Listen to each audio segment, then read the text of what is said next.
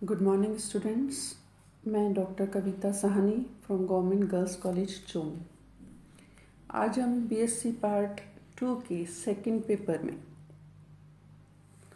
Respiration के बारे में पढ़ेंगे। पिछली क्लास में मैंने आपको बताया था कि रेस्पिरेशन या श्वसन एक इम्पॉर्टेंट एक्टिविटी है बॉडी की, जो सभी ऑर्गेनिज्म में ज़रूरी होती है एनर्जी के लिए।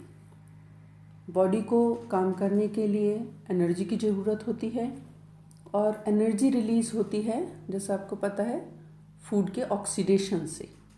और फूड का ऑक्सीडेशन होने के लिए ऑक्सीजन चाहिए, जो कि रेस्पिरेशन के दौरान बॉडी के अंदर एंटर होती है। तो रेस्पिरेशन या श्वसन इसी आधार पर, जैसे मैंने आपको बताया था कि अलग अलग पार्ट इसके या स्टेप्स हैं।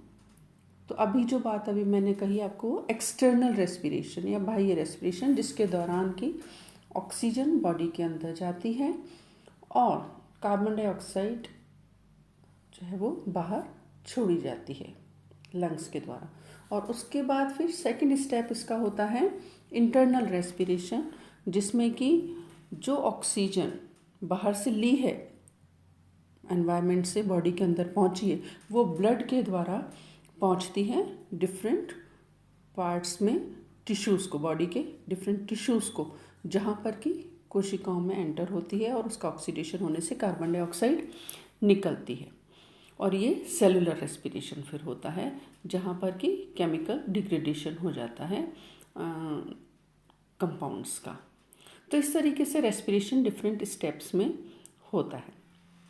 तो आज हम मैकेनिज़्म की बात करेंगे। तो पल्मोनरी रेस्पिरेशन जो होता है, ये जो पल्मोनरी रेस्पिरेशन है, जिसके दौरान की ऑक्सीजन या फ्रेश एयर बॉडी के अंदर एंटर होती है और कार्बन डाइऑक्साइड या फाउल एयर बॉडी से बाहर छोड़ी जाती है। तो दो मेन स्टेप्स हैं इसके, वो हैं इंस्पिरेशन और एक्सपिरेशन। तो इंस्पिरेशन जो है, जिस दौरान की बॉडी के अंदर एयर अंदर एंटर होती है, इंस्पिरेशन या निश्वसन, ये एक एक्टिव प्रोसेस होता है। और एक्टिव प्रोसेस होने के मतलब क्या है कि इसमें मसल्स इन्वॉल्व होती है, मसल्स का कॉन्ट्रैक्शन होता है और एयर अंदर एंटर होती है। तो इंस्पिरेशन के दौरान फ्रेश एयर एनवायरनमेंट से बॉडी के अंदर एंटर होती है और लंग्स में पहुंचती है। इसमें जो पार्ट्स इन्वॉल्व होते हैं या जिनका इम्पॉर्टेंट रोल होता है, वो है डायफ्रैम, एक्सटर्नल इंटरकोस्टल मसल्स और एब्डोमिनल मसल्स। ये इम्पॉर्टेंट रोल प्ले करते हैं इस एक्टिविटी में। तो डायफ्रैम जो होता है, ये जो डायफ्रैम है, इंस्पिरेशन के दौरान जब अंदर एयर जानी है, उस समय डायफ्रैम जो है वो फ्लैट हो जाता है। और फ्लैट होने के कारण, क्योंकि ये फ्लैट हो जाएगा, तो ये होता है मसल्स के कॉन्ट्रैक्शन के कारण। और जब ये मसल्स कॉन्ट्रैक्ट हुई और डायफ्रैम फ्लैट हो गया, तो जो थोरेसिक कैविटी है, लंबाई में उसका जो वॉल्यूम है वो बढ़ जाता है। दूसरा, इस समय जो एक्टिविटी होती है वो किसकी होती है? External intercostal muscles. ये जो एक्सटर्नल इंटरकोस्टल मसल्स हैं, वो रिब्स के बीच में पाई जाती हैं। ये देखिए डायग्राम में दिखाई दे रही हैं, ये रिब्स के बीच में होती हैं ये एक्सटर्नल इंटरकोस्टल मसल्स।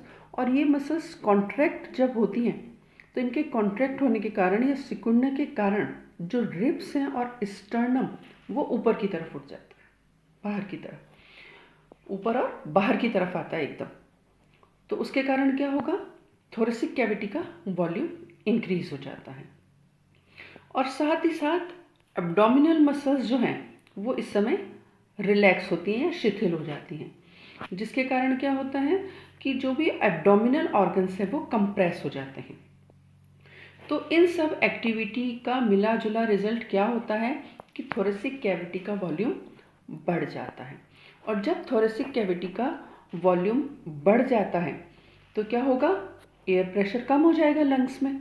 और लंग्स में एयर प्रेशर कम होने के कारण बाहर जो प्रेशर ज़्यादा है, बाहर की तरफ, बॉडी से बाहर है, उसके कारण एयर अंदर की तरफ फ्लो करती है, अंदर की तरफ आती है तेजी से। और जो एक्सटर्नल लेयर्स होते हैं हमारे, जो नासा छिद्र हैं, उनसे होती हुई और फिर नेजल चैम्बर से होती हुई बॉडी के अंदर एंटर होती है। तो रूट इसका क्या रहता है एयर का, ये जैसे पहले भी मैंने जब इसके स्ट्रक्चर्स बताए थे, रेस्पिरेटरी ऑर्गन्स कौन कौन से होते हैं तब बताया था, उसमें देखिए इसका रूट रहता है, ये देखिए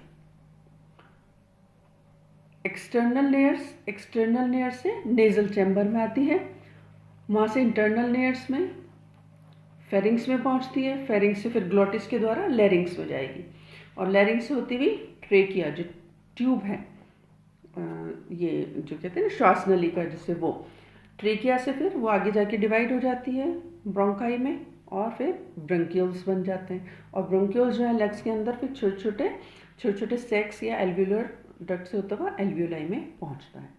ये एयर जब अंदर एंटर होती है बॉडी बाहर से, तो उस दौरान इस एयर की कंडीशनिंग भी होती है, और इस कंडीशनिंग के द्वारा क्या होता है, एयर मॉइस्ट भी होती है, क्लीन हो जाती है, स्टरलाइज होती है और वार्म हो जाती है, गर्म हो जाती है। तो मॉइस्चनिंग में कौन मदद करता है, जो म्यूकस होता है सिक्रीट होता है म्यूकस ग्लैंड के द्वारा।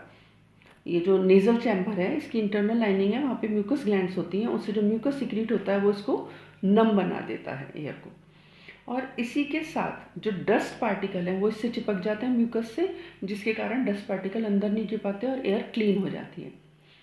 साथ ही साथ ये जो म्यूकस है वो इंटरलाइज या एंटीसेप्टिक का काम भी करता है, जिसके कारण जो बैक्टीरिया एयर में प्रेजेंट होते हैं उनको ये नष्ट कर देता है। तो इस तरीके से स्टेरिलाइजेशन हो जाता है एयर का अंदर जाने वाली। और जो ब्लड वेसल्स प्रेजेंट है अंदर, जो नेजल चैम्बर्स हैं उनमें ब्लड वेसल्स प्रेजेंट होती हैं, और उन ब्लड वेसल्स में से जो हीट रेडिएट होती है उसके कारण जो एयर यहाँ से नेजल चैम्बर से पास हो रही है वो वार्म हो जाती है, गर्म हो जाती है। तो इस तरीके से कंडीशनिंग हो जाती है एयर की, और ये एयर फिर इस फ्रेश रूप में ही अंदर पहुँचती है लंग्स तक।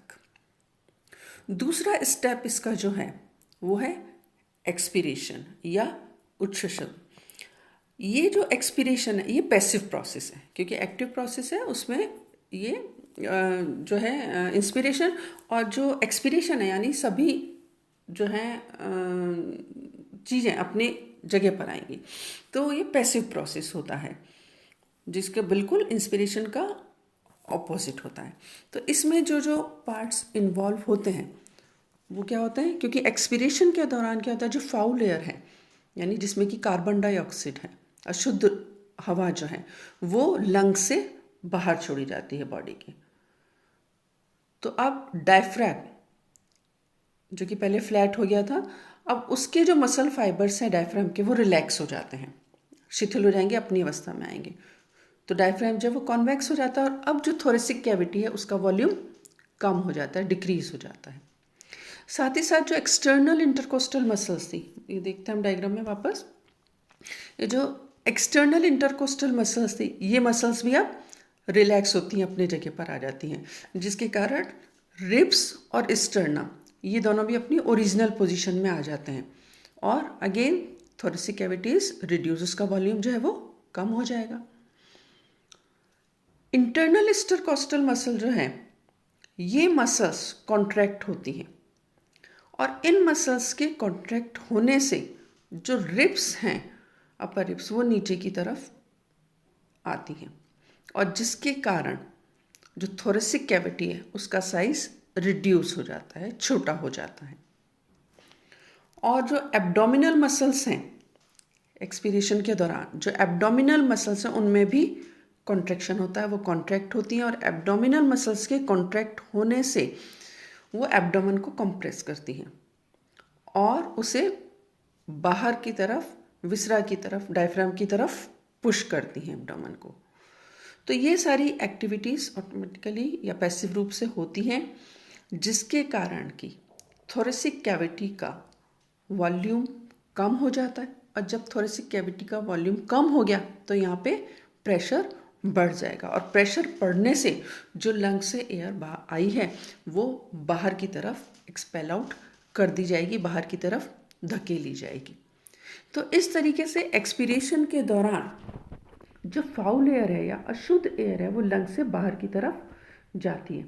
और इस क्रिया के दौरान जो थोरेसिक कैविटी का वॉल्यूम है वो कम हो जाता है, और इसके वॉल्यूम के कम होने से प्रेशर बढ़ने के कारण ही ये जो अशुद्ध हवा है वो बाहर की तरफ छोड़ी जाती है। तो यहाँ पे जो रूट रहेगा एयर का वो क्या रहेगा, एल्व्यूलाई। लंग्स में एल्व्यूलाई होते हैं छोटे छोटे, वहाँ से आएगी फाउल एयर एल्व्यूलर डक्ट में, एल्व्यूलर डक्ट से वही ब्रोंकियोल में, ब्रोंकियोल से ब्रोंकियाई में, ट्रेकिया में आएगी, और ट्रेकिया से लेरिंग्स से होती हुई ग्लॉटिस के थ्रू फेरिंग्स में आती है। फेरिंग्स जुड़े हुए हैं नेज़ल चैम्बर से, और नेज़ल चैम्बर जो हैं वो बाहर की तरफ खुलते हैं एक्सटर्नल नियर से।